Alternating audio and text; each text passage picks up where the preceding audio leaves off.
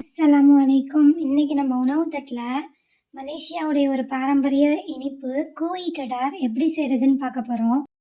இதில் பேர் மாதிரியே இது ஒரு வித்தியாசமான ஸ்வீட்டு தான். நம்ம ஊர் பாரம்பரிய உணவு இல்லாமல் வெளிநாட்டு உணவுகளையும் நம்ம சேனலில் பார்க்குறதுக்கு என்னோடய சேனலை சப்ஸ்கிரைப் பண்ணிக்கோங்க. வாங்க வீடியோக்குள்ளே போகலாம். இதுக்காக ஒரு கப்பு பச்சை பயிரை நான் ஓவர் நைட் ஊற வச்சு எடுத்துருக்கேன். இது இந்தளவுக்கு சாஃப்டாக ஊறணும். ஒரு அரை டம்ளர் தண்ணி ஊற்றிக்குவோம். ரொம்ப தண்ணி ஊற்றிடாமல் ஒரு 3 விசில் கொடுத்து பூ மாதிரி மலர விட்டு எடுத்துக்கோங்க. குழஞ்சிடக்கூடாது, ஆனால் நல்லா மலர்ந்து வெந்திருக்கணும். ஒரு கடாயில் ஒரு கப்பு மண்டை வெல்லத்தை உடச்சிட்டு சேர்த்துக்கிறேன். அதே கப்லையே ஒரு அரை கப்பு தண்ணி ஊற்றி ஒரு ரம்ப இலையை இதில் நல்லா இந்த மாதிரி நசிச்சு விட்டு சேர்த்துக்கிறேன். இப்படி நசிச்சுட்டு போடும்போதே அந்த ரம்ப இலையோட ஃப்ளேவர் அந்த சிரப்பில் நல்லாவே இறங்கும். பாகுபதம்லாம் தேவையில்லை. நம்மளுக்கு சர்க்கரை உருவுனதுக்கப்புறம் அந்த இலையை நவத்திட்டு ஒரு பிஞ்சு ஏலக்காய் தூள் சேர்த்து ஒரு முழு தேங்காவை திருவிட்டு உள்ளே சேர்த்துக்கிறேன். நம்ம அவிச்சு வச்சுருந்த இந்த பச்சை பயிரை உள்ளே சேர்த்துக்கலாம். ட்ரெடிஷ்னலில் பச்சை பயிரெலாம் சேர்க்க மாட்டாங்க, வெறும் தேங்காயும் சர்க்கரையும் தான் சேர்ப்பாங்க. பச்சை பயிரை ஊற வச்சு எடுக்கிறதுக்கு டைம் ஆகும்னு நீங்கள் நினச்சிங்கன்னா நீங்கள் வெறும் தேங்காவை மட்டும் சேர்த்துக்கலாம். இப்போது நம்மளுக்கு ஸ்டஃபிங் ரெடி ஆகிடுச்சு. நம்ம மாவு எப்படி பிளெண்ட் பண்ணுறதுன்னு பார்த்துக்கலாம். ஒரு மிக்சி ஜாரில் நல்லா தாராளமாக ஒரு 6-7 ரம்ப இலை சேர்த்துங்க. ரம்ப இலை தான் இதோட மெயின் தீமே. இந்த மாதிரி ஒரு கப்பு தண்ணி ஊற்றி அந்த ரம்ப இலையை நல்லா அரைச்சி இந்த மாதிரி சாறு புழிஞ்சு வச்சுக்கலாம். இப்போ ஒரு சட்டியில் 2 கப்பு மைதா சேர்த்துக்கிறேன். இந்த டைமில் ஒரு முட்டை உடச்சி உள்ளே சேர்த்துக்கலாம். ஒரு அரை மூடி கெட்டியான தலை தேங்காய் பால் சேர்த்துக்கிறேன். 1/4 ஸ்பூன் உப்பு போட்டு நம்ம எடுத்து வச்சுருந்த அந்த ரம்ப இலையுடைய சாறையும் சேர்த்துக்கலாம். இந்த சாறு அப்புறம் தேங்காய் பால் எல்லாம் சேர்த்து எனக்கு 2 கப்பு மாவுக்கு 2 கப்பு தண்ணி கரெக்டாக பிடிச்சிச்சு. ஒரு திக்கான கன்சிஸ்டன்சி வர்ற வரையும் நான் கொஞ்சம் கொஞ்சமாக தண்ணி உள்ளே சேர்த்து நான் பிணைஞ்சிக்கிட்டேன். நல்லா விஸ்கு கொடுத்து ஒரு வடிகட்டியில் வடிச்சுக்கலாம். இதில் கட்டிகள் இல்லாமல் நல்லா இந்த மாதிரி வடித்து ஒரு ஸ்மூத் பேட்டராக எடுத்துக்கலாம். வீடியோ பர்பஸ்க்காக கொஞ்சமாக ஃபுட் கலர் சேர்த்துக்கிறேன். மாவு இந்த அளவுக்கு திக்காக இருக்கணும், ரொம்ப தண்ணியாக இருக்கக்கூடாது, கொஞ்சம் கெட்டியாக தான் இருக்கணும்.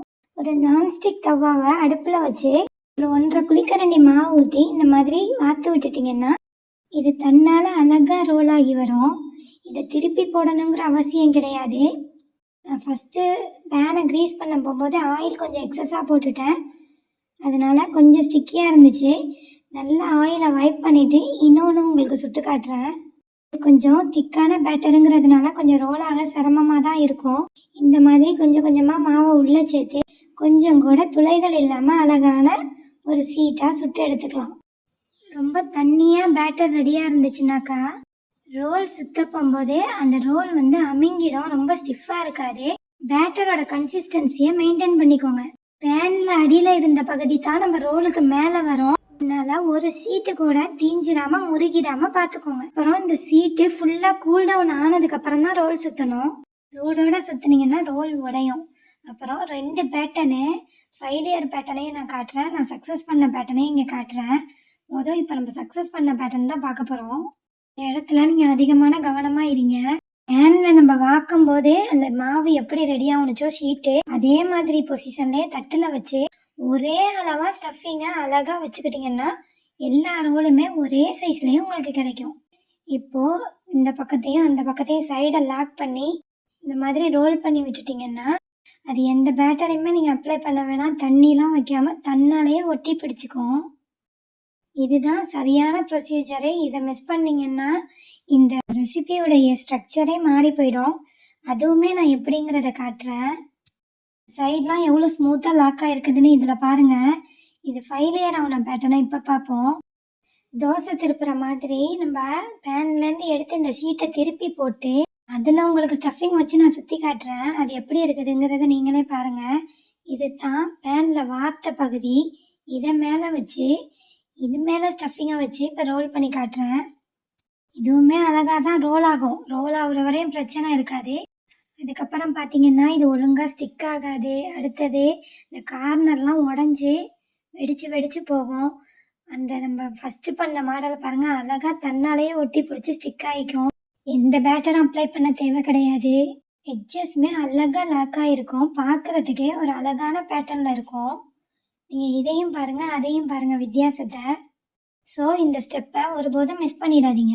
நம்ம பேனில் அந்த ஷீட்டை சுட்டி எடுக்க போகும்போது அது என்ன மாதிரி சைடில் இருந்துச்சோ அதே சைடில் வச்சு தான் நம்ம ஸ்டஃபிங் வச்சு ரோல் சுற்றணும். இல்லைன்னா இந்த மாதிரி ஒரு அழகு இல்லாமல் போயிடும், கார்னர்லாம் வெடிக்கும், தன்னாலையும் ஒட்டிக்காது. ஆனால் நம்ம ஒழுங்காக செய்கிறதே கொஞ்சம் கலர் வைஸாக லைட்டாக தான் இருக்கும், பட் ஸ்ட்ரக்சர் வைஸாக அதுதான் பர்ஃபெக்டாக இருக்கும். இப்போது நீங்கள் ரோல் சுற்ற போகும்போதே 1க்கு 2 தடவை ஜாக்கிரதையாக சுற்றுங்க.